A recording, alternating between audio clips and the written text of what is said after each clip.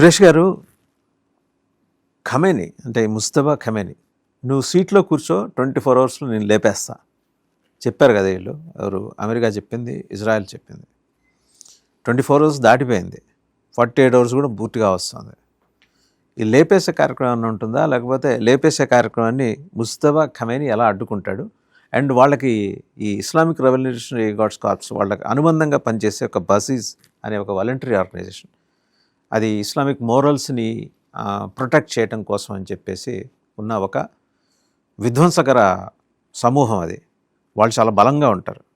వీళ్ళు ఎలా ఈ పరిస్థితులను హ్యాండిల్ చేయబోతున్నారు? ఒకటి, లాస్ట్ 24 గంటల్లో ప్రెసిడెంట్ ట్రంప్ ఇచ్చిన స్టేట్మెంట్ తర్వాత యుద్ధం ఆగిపోయిందని చెప్పిన తర్వాత బహుశా ముస్తఫా ఖమ్నీ కొంచెం హాయిగా నిద్రపోవచ్చు వాళ్ళ రాత్రి. ఆయన ఆల్రెడీ అటాక్ జరిగిన రోజు ఆ కాంపౌండ్ ఉన్నారంట. ఆయన కూడా ఇంజూర్డ్ ఆయన, కానీ బయటికి రాలేదు ఇప్పుడు దాకా. పబ్లిక్ మీటింగ్ ఒక పబ్లిక్ అడ్రస్ ఇస్తా అన్నారు, కానీ ఇప్పుడు దాకా జరగలేదు. మనం ఎదురు చూస్తున్నాం దానికోసం. కానీ ఏం జరగబోతుందంటే బేసిక్లీ ఇప్పుడు ఇంకా అమెరికా ప్రొవోక్ ఉండడానికి ఇజ్రాయెల్ దగ్గర చెప్తారు, మీరు ఏం చేయకండి, ఇప్పుడు ఇంకా సిచ్యువేషన్ ఇంకా దారుణం అయిపోతుంది. ఆయన మీద కొట్టారనుకోండి, మళ్ళీ మిగతా గల్ఫ్ కంట్రీస్ మీద అంతా మళ్ళీ ఇరాన్ పట్టుకోబడతారు, మళ్ళీ ఆయిల్ సప్లైస్ డిస్టర్బ్ అవుతుంది, మొత్తం యూరోప్, యుఎస్ ప్రతి దేశం ఇంపాక్ట్ అవుతుంది దీంతో. ఇప్పటికేం చేయకండి అని చెప్పి. ఈ టైం దొరికితే Mustafa will become all powerful డెఫినెట్గా. ఎందుకంటే ఈయన నాన్నగారు ఉన్నప్పుడు కూడా నాన్నగారు గేట్ కీపర్ ఉండే, కాన్షియన్స్ కీపర్ ఉండే. అంటే వాళ్ళ నాన్న ఎవరైనా కలవడానికి వెళ్తే, ఎందుకంటే ఆయన 86+ ఉండే, సో న్యాచురల్లీ ఆ ఏజ్లో మీకు కొన్ని మెంటల్ ఫ్యాకల్టీస్ ఎక్కువ పనిచేయదు. ఈయననే కొన్ని నిర్ణయాలు తీసుకున్నారంట అప్పుడు కూడా. ఈవెన్ దో ఆయన అయతొల్లా రేంజ్లో లేరు, ఈ was only mid level cleric. Ayatollah అంటే హై రేంజ్ సార్? అయతొల్లా వాళ్ళది ఒక టైటిల్ లాగా, ultimate head of the head అని చెప్పలేదు, దట్స్ అల్టిమేట్. వాళ్ళ హైరార్కీ అయతొల్లా ఖొమేనీ. దాని తర్వాత ఈవెన్ ఖమ్నీ ఇప్పుడు చనిపోయిన ఆయన మొన్న, even he took over, he was not an Ayatollah. ఆయన అయతొల్లా కాదు ఆ టైంలో. తర్వాత ఆయనకి టైటిల్ ఇచ్చారు అనమాట, ప్రమోటెడ్. సో ఈయనకు కూడా అదే బహుశా జరగవచ్చు. కానీ ఇప్పుడు జరిగే పరిస్థితుల్లో నేను అనుకుంటాను, నా అంచనా ప్రకారం ఖమ్నీ కొంచెం మోడరేట్ అయిపోతారు. ఇరాన్లో మీరు సౌదీ అరేబియాలో చూసిన మార్పులు బహుశా ఇరాన్లో కూడా జరగవచ్చు. అప్పుడు ఇజ్రాయెల్ కానీ యుఎస్ కానీ కొంచెం చల్లబడిపోతారు. ఒకటి, వీళ్ళ కంప్లీట్ ఆర్మ్ ఫోర్సెస్లో నేవీని, ఎయిర్ ఫోర్స్ని ఫినిష్ చేసేసారు. ఈవెన్ వీళ్ళ ఇస్లామిక్ రెవల్యూషనరీ గార్డ్స్ కూడా చాలామంది చనిపోయారు. దాని ఎగ్జాక్ట్ కౌంట్ మన దగ్గర లేదు. మీరు చెప్పిన బసీజ్ వాళ్ళు కూడా ఐఆర్జీసీ కిందనే పనిచేస్తారు, వాళ్ళు కూడా బహుశా చాలామంది చనిపోయి ఉంటారు. ఇప్పుడు ఒక స్టెబిలైజేషన్ రావాలంటే ఇరాన్కి యుఎస్తోని ఒక కాంప్రమైజ్కి రావాల్సి వస్తుంది. ఇప్పుడు దాని గురించి నిన్న యుఏఈ అంబాసిడర్ ఇండియాలో ఉన్న ఆయన కామెంట్ కూడా చేశారు. మోదీ గారు ఒక ఫోన్ కాల్ కొడితే, మిర్జా గారు ఒక ఫోన్ కాల్ కొడితే అయిపోతుంది, వీళ్ళిద్దరు మాట్లాడు. ఎస్ పాసిబుల్, కానీ మోదీ గారు చేయాలని లేదు, ఎవరైనా చేయొచ్చు. Somebody who can play the role. Oman ఉండొచ్చు, అట్లాంటి రాజ్యాలు ఉండొచ్చు. బేసిక్లీ ఇరాన్ ఒక కాంప్రమైజ్కి రావాల్సి వస్తుంది, అమెరికా కూడా కొంచెం కాంప్రమైజ్కి రావాల్సి వస్తుంది. ఒకటి, న్యూక్లియర్ ప్రోగ్రామ్ ఆపేసారు. I think Iran was almost ready. మీరు ఆ రోజు అటాక్ జరిగిన రోజు, శనివారం రోజు ఒమాన్ ఫారిన్ మినిస్టర్ స్టేట్మెంట్ చూడాలండి. ఏం చేస్తున్నారు పిచ్చోళ్ళు, మేము already we came to an agreement, almost అగ్రిమెంట్కి వచ్చిన తర్వాత ఎందుకు కొట్టారు ఇప్పుడు అని చెప్పేసి. సో బహుశా దేవర్ ఆల్రెడీ రెడీ. ఇరాన్ వాళ్ళ న్యూక్లియర్ ప్రోగ్రామ్ని ఆపేస్తాము, ఓన్లీ వాళ్ళ పవర్ ప్లాంట్ ఒకటే నడిపించుకుంటాం, మిగతా మేము we will hand over the uranium to IAEA, ఏదైనా థర్డ్ పార్టీ. అది జరగవచ్చు. నేను ఆప్షన్స్ ఇస్తున్నాను, 1, 2, 3, 4, 5, 6. First thing, America, Israel top most concern వీళ్ళ న్యూక్లియర్ మెటీరియల్, అది హ్యాండ్ ఓవర్ చేసేస్తారు. 200 కిలోనో, 300 కిలో, 460 కిలో, వేరియస్ అమౌంట్స్ చెప్తున్నారు. దాని తర్వాత నెక్స్ట్ వీళ్ళ మిసైల్ అండ్ IAEAకి, ఇంటర్నేషనల్ అటామిక్ ఎనర్జీ ఏజెన్సీకి హ్యాండ్ ఓవర్ చేయాల్సి వస్తుంది. వాళ్ళు మిగతా ఎవరిని నమ్మరు. వాళ్ళు ఈవెన్ IAEAని కూడా నమ్మరు, కానీ వాళ్ళు బెస్ట్ సోర్సెస్ వాళ్ళు ఉన్న ఏకైక ఆప్షన్ అది. ఎందుకంటే ఇది ఎవరు తీసుకెళ్ళి పెట్టుకోలేరు కదా ఇంట్లో, అట్లాంటి ప్రోడక్ట్ కాదు యురేనియం. వాళ్ళు ఎక్కడ పెడతారంటే వాళ్ళు ఏదో వాళ్ళ దగ్గర they have facilities for that. ఎక్కడ ఉంది హెడ్ క్వార్టర్స్? అది Geneva. That is all they have. అదంతా వాళ్ళ దగ్గర ఉంటుంది అది, కానీ అక్కడ జెనీవాలు తీసుకెళ్ళి పెట్టుకోరు వాళ్ళు. They have facilities for that. IAEA దగ్గర ఫెసిలిటీస్ ఉన్నాయి. కానీ ఇక్కడ నెక్స్ట్ యురేనియం కాగానే next one will be your missile production. దాన్ని ఆపడానికి చాలా మటుకు ట్రై చేస్తారు. ఇప్పుడు దాని కంట్రోల్ రెజీమ్లో తీసుకొస్తారు, మిసైల్ కంట్రోల్ రెజీమ్లో. అట్లా అంటే మీరు డ్రోన్ ప్రొడక్షన్ కానీ మిసైల్ ప్రొడక్షన్ కానీ ఆపాలని చెప్తారు. కానీ ఇరాన్ అది అంగీకరించరు. వాళ్ళ స్ట్రాంగ్ పాయింట్ అది. కానీ వీళ్ళకి ఇప్పుడు రా మెటీరియల్ ఎక్కడి నుంచి దొరకదు బయట నుంచి. దీనికన్నా ముందు ఇప్పుడు యూజ్ చేస్తున్న డ్రోన్స్ కానీ మిసైల్ ఇస్తుంది కదా సార్, కానీ ఎట్లా తీసుకొస్తారు? మీరు ఎట్లా తీసుకొస్తారు చైనా నుంచి? కార్గో ఫ్లైట్లో తీసుకొచ్చారు. ల్యాండ్ ఎట్లా చేయనిస్తారు? చేయనియరు. అంటారు. Only route is via Russia. Russia Russia నుంచి అజర్బైజాన్ నుంచి రావచ్చు. నిన్న దాకా ఆ బార్డర్ క్రాసింగ్ క్లోజ్ చేశారు. అజర్బైజాన్ క్లోజ్ చేశారు, నిన్న ఓపెన్ చేశారు మళ్ళీ ఆ బార్డర్ క్రాసింగ్. సో రష్యా నుంచి తెప్పించుకోవచ్చు కావాలంటే ప్రొడక్షన్కి. కానీ రష్యా కూడా ఇప్పుడు ఎంకరేజ్ చేయరు. ఓకే, బహుశా చైనా ఎంకరేజ్ చేస్తుంది. ఎందుకంటే రష్యా దానికోసం పుటిన్ ట్రంప్ మాట్లాడుకున్న దాంట్లో ఒప్పందం రావచ్చు బహుశా. సో నేను ఐఎమ్ జస్ట్ స్పెక్యులేటింగ్. రెండో పాయింట్ ఇది మిసైల్ ప్రొడక్షన్. సరే మీరు చేయండి, కానీ యూ కెనాట్ అటాక్ ఇజ్రాయెల్ని అటాక్ చేయకూడదు. అది will be the biggest point. కానీ అది ఇరాన్ ఎన్ని రోజులు అంగీకరిస్తారో, ఎన్ని రోజులు దాన్ని పట్టుకొని కూర్చుంటారో తెలియదు మనకి. ఏదో ఒక రోజు పిచ్చోని చేతిలో రాయలాగా మళ్ళీ అది పోతుంది ఎక్కడికో డైరెక్షన్లో, ఇజ్రాయెల్ వైపు. బికాజ్ ఇరాన్ కాన్సెప్ట్ ఏంటంటే Israel has no right to exist.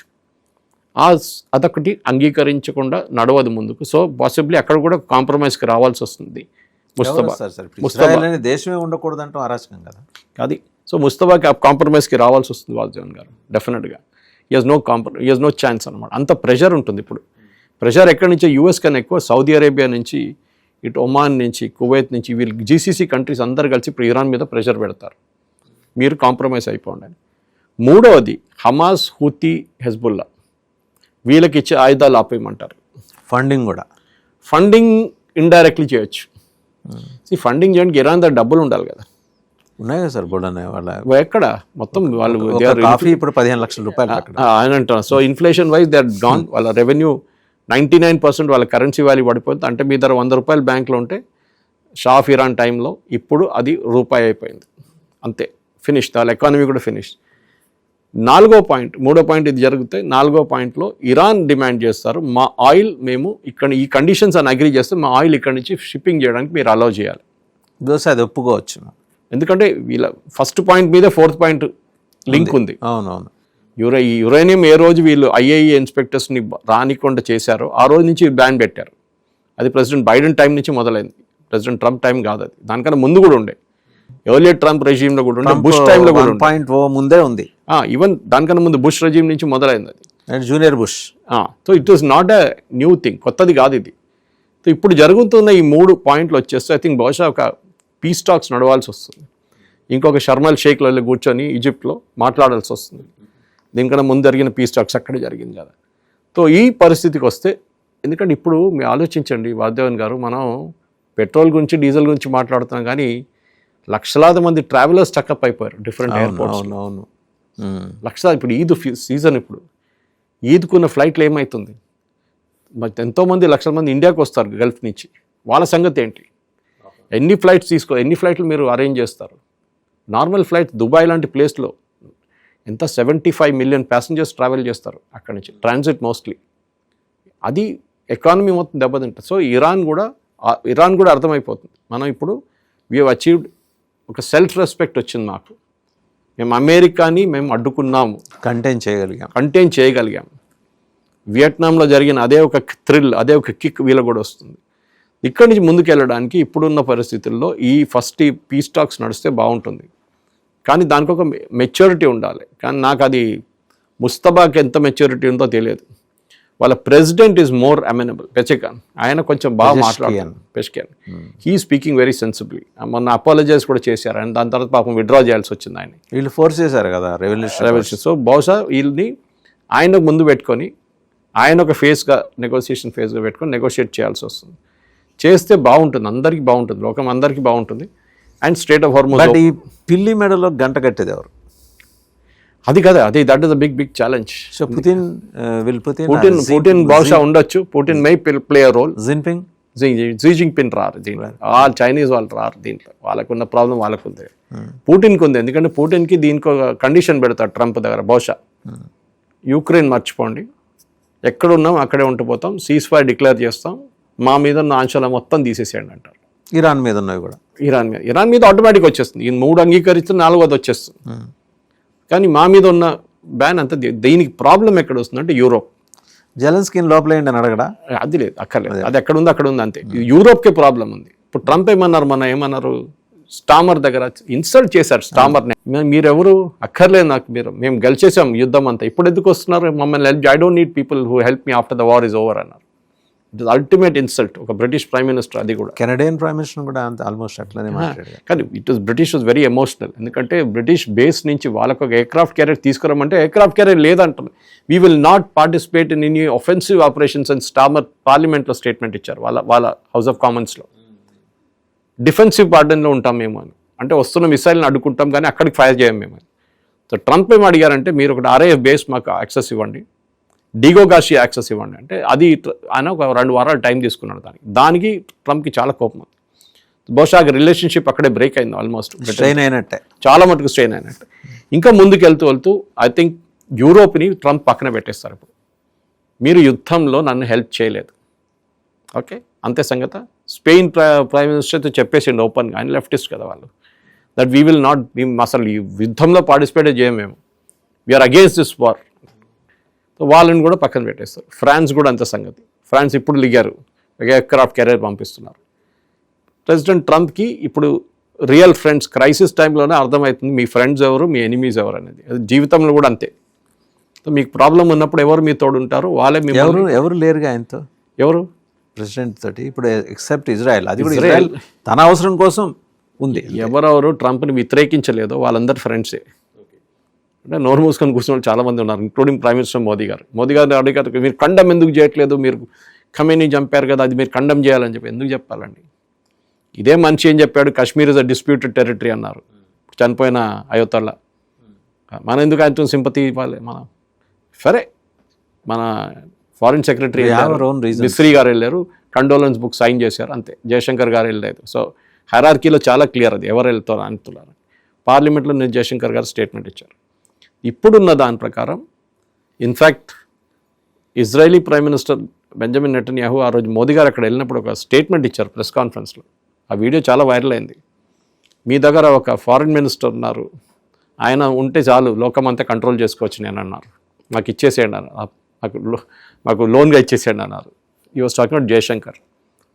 అట్లాంటి మంచి జయశంకర్ లాంటి మంచి possibly can play a role in this. ఎందుకంటే మెచ్యూరిటీ కావాలి దీంట్లో, ట్రస్ట్ కావాలి నెగోషియేట్ చేసే దాంట్లో. ఇరాన్ కూడా ఈ టైంలో ఆపితే ఇరాన్ కూడా బాగుంటుంది, లేకుంటే వాళ్ళ ఎకానమీ ధ్వంసం అయిపోతారు, వాళ్ళ దగ్గర ఏం మిగలదు. బికాజ్ ఆల్రెడీ బాంబింగ్ చేసి ఎక్స్టెన్సివ్ బాంబింగ్ చేశారు ఇజ్రాయెల్ కానీ US కానీ. దాని డ్యామేజ్ మనకు బయటకు ఇంకా తెలియదు, ఎంతోమంది చనిపోయారు. ఇప్పుడు ఆపండి, తర్వాత మాట్లాడిన తర్వాత ఇష్యూస్ అని సార్ట్అవుట్ చేసుకోవచ్చు ఒకటి తర్వాత ఒకటి. కానీ బేస్ క్రక్స్ ఇష్యూస్ యురేనియం, దాన్ని మీరు పక్కన పెట్టి ఆ యురేనియం పంపించేస్తే మీ ఇష్యూ అయిపోతుంది. టెక్కడ్ బ్యాలిస్టిక్ మిసైల్స్ అండ్ డ్రోన్స్, ఈ ప్రొడక్షన్ని కూడా మీరు ఒక కంట్రోల్ రెజీమ్లో తీసుకొచ్చేసండి, MCTR లాగా మిసైల్ కంట్రోల్ రెజీమ్లో. ఇన్ని ప్రొడ్యూస్ చేయొచ్చు, మీరు 500 ప్రొడ్యూస్ చేయొచ్చు ప్రతి సంవత్సరం, అంతే. సో ఈ 5-6 రీజన్స్ ఇక్కడ వచ్చేస్తే 4 ఇక్కడ నుంచి 3 కండిషన్స్ ఫుల్ఫిల్ అయితే 4వ కండిషన్ ఇరాన్ మీద ఉన్న రెస్ట్రిక్షన్స్ ఎత్తేస్తే వాళ్ళకి ఆయిల్ రెవెన్యూ రావడం మొదలు. వాళ్ళకి ఇప్పుడు రెవెన్యూ లేదు, వాళ్ళు దే మస్ట్ బికమ్ డెస్పరేట్ ఉన్నారు, వాళ్ళు రెవెన్యూ లేదు, నీళ్ళు లేవు వాళ్ళ దగ్గర, ఎలక్ట్రిసిటీ ప్రొడక్షన్ తగ్గింది. సో దిస్ రెవెన్యూ లేకుండా మీరు ఎట్లా బతుకుతారు? లోకం నుంచి మిమ్మల్ని టోటలీ కట్ ఆఫ్ చేసేసారు US, as much as Russia మీద చేస్తారు. కానీ రష్యాకి అసలు పట్టించుకోరు. రష్యా చైనీస్ ఒక్కరే వీళ్ళకి ఆయిల్ తీసుకుని చైనా దగ్గర నుంచి చైనీస్ ఆయిల్ తీసుకెళ్తున్నారు వీళ్ళ దగ్గర నుంచి, వాళ్ళు ఒక్కరే డబ్బులు ఇస్తున్నారు. సో చైనా మీద బతికేది దానికోసం. వన్ ఆఫ్ ద రీజన్స్ ఎప్పుడు చెప్తున్నారంటే US యుద్ధానికి ఎందుకు వెళ్ళాలంటే చైనా సప్లై కూడా కట్ ఆఫ్ చేయాలని. అది ఈవెన్ ఇరానియన్ ఒక మినిస్టర్ కూడా కన్ఫర్మ్ చేశారు. US ఏం అదే ఉండే, చైనాకు వెళ్ళే ఆయిల్ కూడా కట్ ఆఫ్ చేసేసేయాలని చెప్పేసి. అది బహుశా అవుతుంది ఇప్పుడు. చైనాని ఇక్కడ నుంచి కూడా కట్ ఆఫ్ చేసేస్తారు, అది కూడా కండిషన్ US పెడతారు, చైనీస్కి అమ్మకూడదు ఆయిల్ అని చెప్పేసి. కానీ అది ఇరాన్ అంగీకరిస్తారో మనకు తెలియదు. ఓవరాల్ చూస్తే I think the time has come. ఇప్పుడు ఆల్రెడీ ప్రెసిడెంట్ ట్రంప్ చెప్పేశారు, మార్కెట్ కూల్ అయింది. మన స్టాక్ మార్కెట్ కూడా పొద్దున్న నేను వస్తున్నప్పుడు బాగానే పికప్ అయింది, కానీ ఇప్పుడు ఎంత సిచ్యువేషన్ ఎంత ఉందో తెలియదు. కానీ I think by next week situation కొంచెం, ఈ సాటర్డే దాకా ఎగ్జాక్ట్లీ 2 వీక్స్ అవుతుంది. ఒక సాటర్డేలో మొదలై 2వ సాటర్డేలో 3వ సాటర్డేలో ఎండ్ అయ్యేదాకా సిచ్యువేషన్ కూల్ అవుతుంది. ఎందుకంటే చాలా మటుకు ప్యాసింజర్ ట్రాఫిక్ కానీ, ఫ్రైటర్ ట్రాఫిక్ కానీ, ఆయిల్ ఫ్లో కానీ అన్నీ ఆగిపోయినాయి. లోకంలో కూడా మొత్తం ఎకానమీని జంప్ స్టార్ట్ చేయాల్సి వస్తుంది. అది చేయాలంటే ఎక్కడో ఒక ప్లేస్లో మనం we have to stop the war, అక్కడి నుంచి మొదలవుతుంది అన్నమాట. ఒకసారి కంట్రీ వైజ్ చూద్దాం సార్. ఇరాన్ ఒప్పుకోవడానికి అవకాశం ఉన్న అంశాలు ఏంటంటే, యురేనియంకి సంబంధించి IAEA ఇంటర్వ్యూని అయితే ఓకే, జెనీవాలోనో లేకపోతే వాళ్ళు సజెస్ట్ చేసిన ఒప్పుకోవచ్చు. అండ్ ఇరాన్ డిమాండ్ చేసే అంశాలు ఏంటంటే మా మీద శాంక్షన్స్ కంప్లీట్గా ఎత్తేయండి, మేము ఎవరికి ఏం అమ్ముకుంటామో అది మాకు వదిలేయండి. అండ్ డిమాండ్ చేసే అంశం ఇంకోటి, ఇజ్రాయెల్ తోటి అదైతే వాళ్ళు అంగీకరించకపోవచ్చు. ఇజ్రాయెల్ ఎగ్జిస్టెన్స్ని వాళ్ళ అక్కర్లేదు. See they can say whatever they want. 2 state solution అని ఉంది. Israel has the right to exist, Palestine has the right to exist. ఇది 2 స్టేట్ సొల్యూషన్. మనం కూడా అదే చెప్తున్నాం, మనం కూడా అదే చేసాం. సో ఈ సొల్యూషన్ని అబ్రాహం అకార్డ్ కింద ఈవెన్ సౌదీ అరేబియా అంగీకరించుకున్నారు, యుఏ అయితే సంతకం కూడా పెట్టేశారు. అవును, సౌదీ అరేబియా సంతకం పెట్టడానికి వెళ్ళే 2 రోజుల ముందు ఆ October 7th అటాక్ జరిగింది ఇజ్రాయెల్ మీద. అవును, హమాస్ అక్కడ బ్రేక్ అయిపోయింది. లేకుంటే ఎల్ఆల్ ఫ్లైట్ యుఏఈలో ల్యాండ్ అయింది దుబాయ్లో, ఇజ్రాయలీ ఎయిర్లైన్. ఆలోచించండి, which is totally unthinkable before. 10 సంవత్సరాల ముందు మీరు అడిగితే నేను చెప్తాను ఇంపాసిబుల్ అని చెప్తాను, కానీ ల్యాండ్ అయింది ఆ రోజు.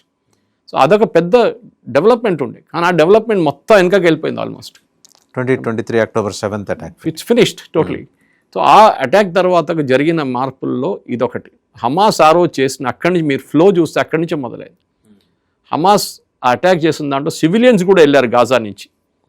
హమాస్ ఒక్కరే కాదు, హమాస్ టెర్రరిస్ట్ కాదు, ఈవెన్ సివిలియన్స్ తోడెళ్ళి ఇజ్రాయలీ సిటిజన్స్ చంపారు, చాలామంది కిడ్నాప్ చేసుకున్నారు. హమాస్ ఇప్పుడు మీరు గాజాలో బోర్డ్ ఆఫ్ పీస్ అని పెట్టుకున్నారు ట్రంప్, అక్కడ ఏం జరగట్లేదు, ముంగడికి వెళ్ళట్లేదు. అది ఇదన్నీ ఇంటర్లింక్డ్ ఉంటుంది వాసుదేవన్ గారు. దీన్ని కనెక్ట్ ద డాట్స్ అంటారు ఇంగ్లీష్లో. ఇక్కడ ఇరాన్ది బంద్ అయితే, దుకాన్ బంద్ అయితే అక్కడి నుంచి మీరు మిగతా అన్ని సార్ట్అవుట్ చేసుకోవచ్చు. ఒకటి హెజ్బుల్లాస్, హమాస్, హౌతీస్, వీళ్ళకి హెజ్బుల్లాని ఇజ్రాయెల్ చూసుకుంటారు, పక్కన విడిచేది. హమాస్ని డిస్బాండ్ చేయాల్సి వస్తుంది, ఎందుకంటే ప్రెసిడెంట్ ట్రంప్ ప్లాన్ గాజాని డెవలప్ చేయాలంటే అక్కడి నుంచి హమాస్ని ఆయన రిలేషన్ వ్యాపారం చేసుకోవాలి కదా అక్కడ. ఆయన గేటెడ్ కమ్యూనిటీ కడతా అంటున్నాడు, అక్కడ మెడిటేరియన్ క్లబ్ లాగా తయారు చేస్తా అంటున్నాడు. ఏదో చేస్తాడో తెలియదు మనకి. సో మన గాజా డెవలప్ చేయాలంటే యూ హ్యావ్ టు హమాస్ అక్కడి నుంచి జరగాల్సింది. హమాస్ జరుగుతుంది ఎప్పుడు? ఇరాన్ నుంచి ఉన్న మొత్తం రిలేషన్షిప్ బ్రేక్ అయితే వాళ్ళు అప్పుడు అక్కడి నుంచి మూవ్ అయిపోతారు. అప్పుడు దాకా వాళ్ళు జరగారు అక్కడి నుంచి. ఎవరు వాళ్ళని డిసామ్ చేస్తారు? జార్డన్ చేస్తా అంటున్నారు. జార్డన్ అంటున్నారు మేము చూసుకుంటాం, పోలీసింగ్ అన్నీ మేము చూసుకుంటాం అన్నారు. ఒక బోర్డ్ ఆఫ్ పీస్ కూడా పెట్టాడు. కొంతమంది వెళ్ళారు, పాకిస్తాన్ కూడా మేము వస్తా అన్నాం. అక్కడ ట్రాఫిక్ పోలీసు పనిచేస్తారేమో తెలియదు పాకిస్తాన్ వాళ్ళు. ఇట్లాంటి పరిస్థితుల్లో ఫస్ట్ గాజా సార్ట్అవుట్ చేసుకోవచ్చు, దాని తర్వాత మిగతా ఇష్యూస్ ఒకటి తర్వాత ఒకటి సార్ట్అవుట్ అయిపోతుంది. కానీ ఇప్పుడున్న పరిస్థితుల్లో first should be Iran piece talks. ఒకటి యుద్ధం కాగానే ఒకవైపు ఐఏఈఏ పెట్టుకోండి, ఎందుకంటే యుఎస్ అని కూర్చోరు, ఇరాన్ కూర్చొని మాట్లాడారు టేబుల్ అవతల వాళ్ళు, యుఎస్ యువతల ఇరాన్ ఎప్పుడు ఉండదు. ఐఏఈని పెట్టుకుందాం మనం. అండ్ దెన్ వాళ్ళ తర్వాత మిగతా ఒమాన్ లాంటి కంట్రీస్ కూర్చొని డిసార్మెంట్ గురించి మాట్లాడవచ్చు, మిసైల్ ప్రొడక్షన్ గురించి మాట్లాడవచ్చు. మీరు ఇజ్రాయెల్ని అంగీకరించక్కర్లేదు, that is up to you, that is your problem. కానీ ఇజ్రాయెల్ మీద దాడి చేయకూడదు. ఇజ్రాయెల్ కూడా అదే కండిషన్ మీద ఉంటారు. అది అగ్రి చేస్తారు లేదు, యాజ్ లాంగ్ యాజ్ హమాస్ అక్కడ పంపించకపోతే చేస్తాడు. మీరు ప్రెసిడెంట్ క్లింటన్ టైంలో అనుకుంటాను ఆ పీస్ అకార్డ్ జరిగింది. ఇస్సాక్ రబీన్ అండ్ మన పాలెస్టీన్ యాసిర్ అరాఫత్ గారు అందరికి నోబెల్ ప్రైజ్ వచ్చింది కదా దాంట్లో. అట్లాంటి ఇంకొక ఈవెంట్ కూడా జరగవచ్చు. ప్రెసిడెంట్ ట్రంప్కి అదే కావాలి కదా, ఒక నోబెల్ ప్రైజ్ కావాలి కదా ఆయనకి. ఆయన ఇంకో ఫోటో తయారు చేసుకుంటాడు అట్లా. ఒకవైపు ఇరానియన్ మొస్తబా ఉంటారు, ఇంకోవైపు నెటన్యాహు ఉంటారు, నడుమిట్లో ట్రంప్ ఉంటారు. ఒక ఫోటో వస్తుంది, దాంతోపాటు ఒక నోబెల్ ప్రైజ్ వస్తుంది. ఆయనకు అది చెప్పేస్తే ఆయన డెఫినెట్గా చేస్తాడు. ట్రంప్ యుద్ధం మొదలుపెట్టింది ట్రంపే, మరి ఫినిష్ చేసింది కూడా ట్రంపే చేయాల్సింది కూడా ఆయనే. అది ఇరాన్ డిమాండ్. అది సో ఈ మధ్యలో పీస్ టాక్స్లో ఎక్కడన్నా ఒక స్టేల్మేట్ వస్తే దాన్ని అడ్రస్ చేయడానికి మోదీ గారిని ఏమైనా పిలిచే అవకాశం ఉందా? అంటే గల్ఫ్ నేషన్స్ అయితే they are showing interest on Modi కదా. కరెక్ట్ కాదు, అది యుఏ చెప్పారు, అందరు అంగీకరించాలి కదా, ఎస్పెషల్లీ ఇరాన్ అంగీకరించాలి. End of the day Iran is very close to Oman. ఒమాన్తోని వాళ్ళు ఇప్పుడు దాకా వాళ్ళ రిలేషన్షిప్ గల్ఫ్లో అన్ని దేశాల కన్నా ఒమాన్తో రిలేషన్షిప్ బాగుంది. ఆల్రెడీ వాళ్ళు మాట్లాడుతున్నారు, వాళ్ళు పీస్ టాక్స్ ఉండే, జెనీవాలో పీస్ టాక్స్ జరిగింది, కానీ సడన్గా ఇది నడుమిట్లో వచ్చినప్పుడు ప్రాబ్లం అయింది. ఇప్పుడు మళ్ళీ రీస్టార్ట్ చేయాల్సి వస్తుంది దాన్ని అనమాట. ఎందుకంటే ఇనఫ్ ఈ వార్తో అర్థమైపోయింది, చాలా లెసన్స్ ఉన్నాయి. మనం బహుశా నెక్స్ట్ 2-3 ఎపిసోడ్లు మాట్లాడుకోవాలి, what are the lessons from this war. Right, అది చాలా ఇంపార్టెంట్. ఎందుకంటే లెసన్స్ నేర్చుకోకపోతే మళ్ళీ మనం అదే తప్పు మళ్ళీ చేస్తాం. మనం అంటే ఇన్ ది సెన్స్ ఇరాన్ ఎవరు యుద్ధాలకు పోతారో వాళ్ళు, ఇరాన్ కావచ్చు, ఇజ్రాయెల్ ఎవరైనా కావచ్చు, అమెరికా కావచ్చు. థ్యాంక్ యూ సురేష్ గారు. Thank you. ఒక ఇంట్రెస్టింగ్ అంశం అనమాట ఈ డెవలప్మెంట్ ఏంటంటే 11 రోజులైంది. 11 రోజులైన తర్వాత బుద్ధుడికి బోధివృక్షం కొంత జ్ఞానోదయం అయినట్టు ఆయనకి వైట్ హౌస్లో జ్ఞానోదయం అయింది. ఎవరికి? ట్రంప్కి. సో ఈ యుద్ధంలో మనం గెలవలేదు, గెలిచామని భ్రమించాము అనుకున్నాం, కానీ వాస్తవం అది కాదు. అలాగని ఇరాను గెలవలేదు, లాభపడింది మాత్రం ఇజ్రాయెల్. సరే, ఇప్పుడు సురేష్ కొచ్చాట్ల గారు అన్నట్టు ఉన్న పాసిబిలిటీస్ అన్నీ ముందర పరిచారు. ఒకటి అర్జెంటుగా అక్కడి నుంచి ఆ 250 కిలోలు ఉందా, 450 కిలోలు ఉందా యురేనియం అక్కడి నుంచి తీసుకెళ్ళాలి. ఇది ఇంటర్నేషనల్ అటామిక్ ఎనర్జీ అసోసియేషన్ వాళ్ళు తీసుకుపోతారు, ఎక్కడో చోటు చేస్తారు. నెక్స్ట్ బ్యాలిస్టిక్ మిసైల్స్, డ్రోన్స్ తయారీ నుంచి ఉపసంహరించుకోవాలి ఇరాన్. సరే, దానికేవో మళ్ళీ క్లాజులు ఉంటాయి కొన్ని. అది అయిపోయిన తర్వాత ఇజ్రాయెల్ మీద ఇరాన్ దాడి చేయకూడదు, ఇజ్రాయెల్ కూడా ఇరాన్ మీద దాడి చేయకూడదు. కండిషన్ ఏంటి ఇక్కడ? హమాస్ అనే ఒక ఉగ్రవాద సంస్థని ఇజ్రాయెల్ నుంచి మొదట తరిమి బయట పడేయాలి, ఎక్కడే ఏ సముద్రంలో పడేయాలి. అప్పుడే ఒప్పుకుంటుంది ఇజ్రాయెల్. ఇది అలాగే మా మీద పెట్టిన శాంక్షన్స్ అన్నీ ఎత్తేయాలంటుంది ఇరాన్, ఎత్తేస్తారు. ఇదంతా మధ్యవర్తిత్వం వహించేది ఎవరు? ఒకళ్ళు అవకాశం ఉంటే పుతిన్ గారు, ఎందుకంటే ఆయనతోనే కదా గంట సేపు మాట్లాడి ఏం చేయాలో పాల్పోవట్లేదు, అనవసరంగా దిగాను, బయటికి రావడం ఎట్లాగో తెలియక దొరికిపోయానని చెప్పుకున్నాడు. ఎవరికి చెప్పుకోలేక ఆయన చెప్పుకున్నాడు. ఆయనేమన్నాడు? ఉక్రెయిన్ మా యుద్ధంలో నువ్వు ఇన్వాల్వ్ కామాక, మేము చూసుకుంటామని. సో ఆయన ఎక్క తగ్గుతాడు. యూరోపియన్ కంట్రీస్ కూడా పెద్దగా ఈరోజు ఆయన వెంబడి నడిచే పరిస్థితి ఏం లేదు, ట్రంప్ వెంబడి ఏకాగా అయిపోయాడు. నాటో నేషన్స్ ఎటు ఏమి వినే పరిస్థితి. ఎవరితో సఖ్యత ఉంది ఆయనకి? యూకే ప్రైమ్ మినిస్టర్ని ఆయన్ని అవమానించాడు. సో ప్రపంచంలో ఉన్న వాళ్ళందరూ తన బానిసలు అనుకునే ఒక విధానానికి ట్రంప్ తాత్కాలికంగా అయినా టెంపరీగా ఆయన స్వస్తి చెప్తాడని అనుకోవట్లా. చేస్తే ప్రస్తుతానికి ఆయన ముందున్న సమస్య నుంచి బయటపడతాడు, లేకపోతే అమెరికన్ సమాజం ఆయన్ని దుమ్మెత్తిపోస్తుంది.